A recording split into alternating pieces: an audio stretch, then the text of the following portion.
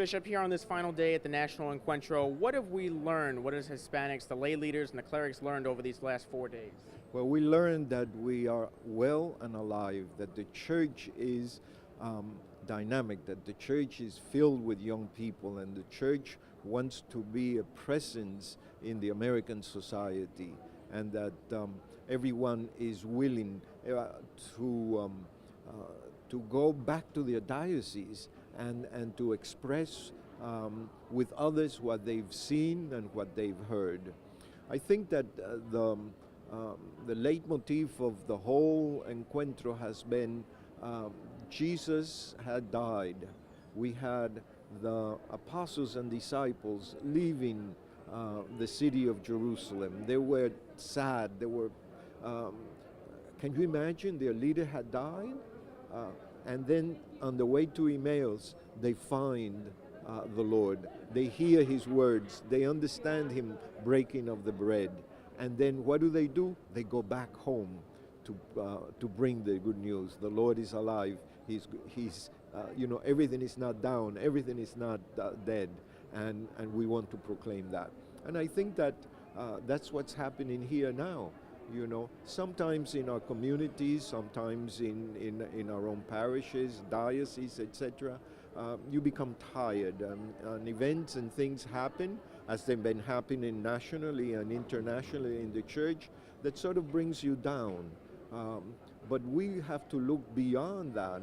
We have to look beyond Calvary. We have to find the risen Lord, and the risen Lord sent us back to Jerusalem, sent us back with a new impetus, with a new joy, with the hope that the risen Lord has given us.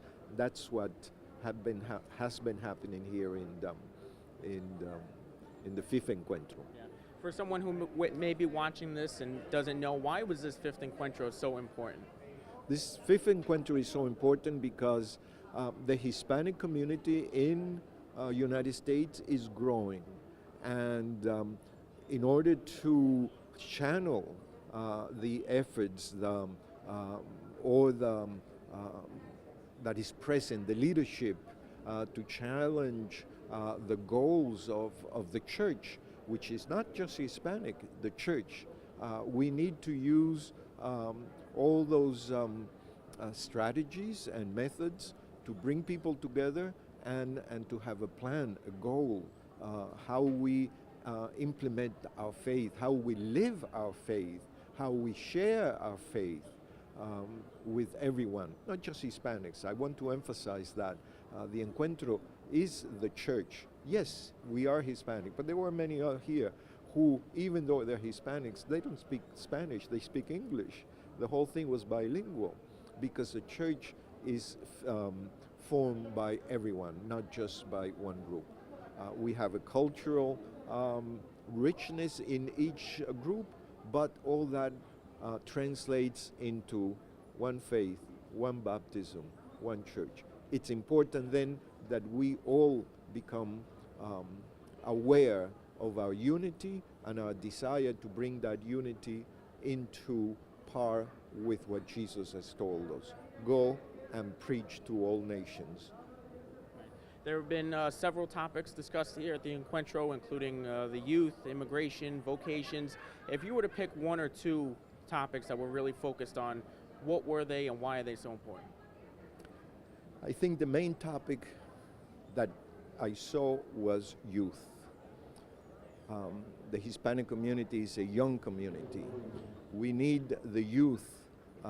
We need young leaders to emerge and to take positions of leadership. We need that their voices be heard.